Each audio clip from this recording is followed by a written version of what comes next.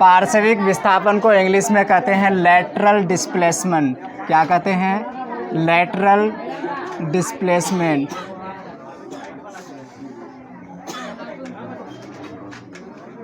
Lateral displacement क्या होता है? लेटरल डिस्प्लेसमेंट वो हम लोग देखते हैं इस फिगर के थ्रू। ठीक है, मान लो कि एक सिल्ली है, इतना मोटा है ये। ठीक है, तो सिल्ली के बाहर क्या है? हवा है, यानी कि जो अंदर का मीडियम है ये डेंसर है ना? क्या है? डेंसर है। तो यानी कि जब लाइट अगर यहाँ से इसको, इस सिल्ली को अगर पास करेगा तो क्या होगा? जैसे मान लो कि ये हम मान लेते हैं कि ये क्या है? ग्लास। तो बाहर क्या है? हवा है ना?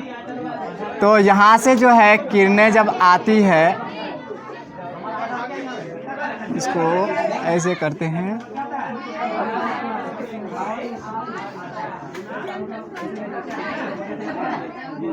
ये क्या है?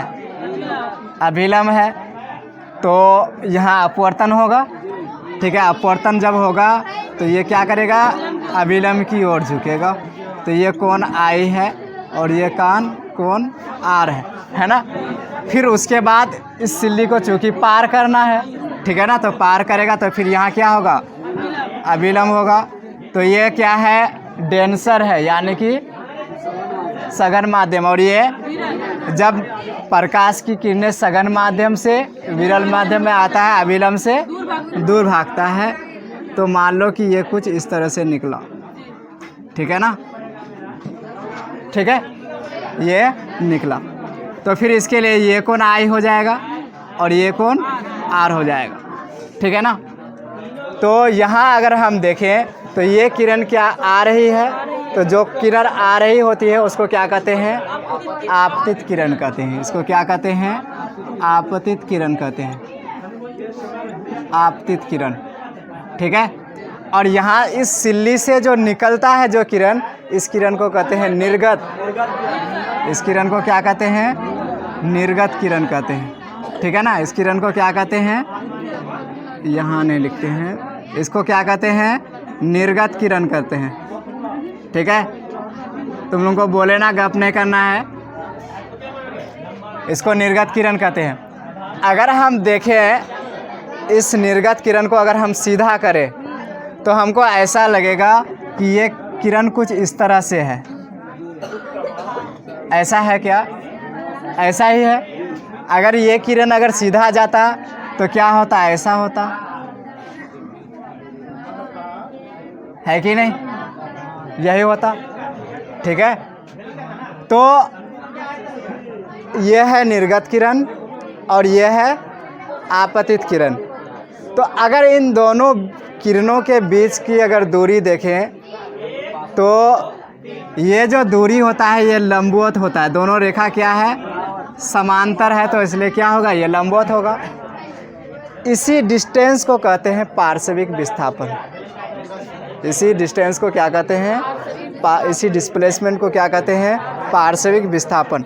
यानी कि जो आपतित किरण आ रही थी तो ये सीधा इस तरह से निकलता, लेकिन इसको क्या कर दिया? डिस्प्लेस कर दिया। ठीक है, इस किरण को, चूँकि इसको जाना था ऐसे, लेकिन जब सिल्ली को क्रॉस किया तो ये किरण यहाँ होकर यहाँ आ गया, यहाँ से इधर। तो यहाँ से जो यहाँ शिफ्ट हुआ, ये जो शिफ्ट मैन है, इसी को क्या कहते हैं? पार्श्विक विस्थापन। इसको क्या कहते हैं? पार्श्विक विस्थापन कहते हैं।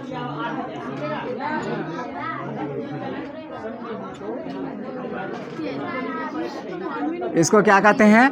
पार्श्विक विस्थापन। पार्श्विक विस्थापन को कहते हैं इंग्लिश में क्या? Lateral displacement. क्या कहते हैं? Lateral displacement. इसका मतलब यह हुआ कि पार्श्विक विस्थापन आपतित किरण और निर्गत किरण के बीच का लंबवत दूरी है। ठीक है, तो आपतित किरण और निर्गत किरण के बीच का जो लंबवत दूरी होता है, इसी को पार्श्विक विस्थापन कहते हैं। इसी को क्या कहते हैं? पार्श्विक विस्थापन कहते हैं। ठीक है ना? तो लिखो पार्श्विक विस्थापन होता क्या है। कॉपी निकालो और लिखो।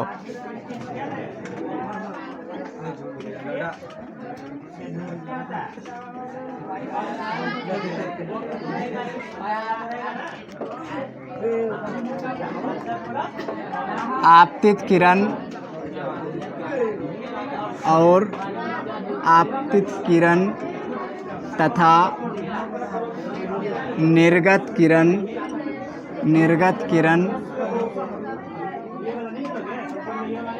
के बीच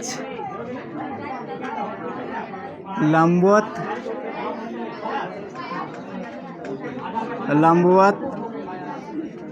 दूरी को, आपतित किरण तथा निर्गत किरण के बीच की लंबवत दूरी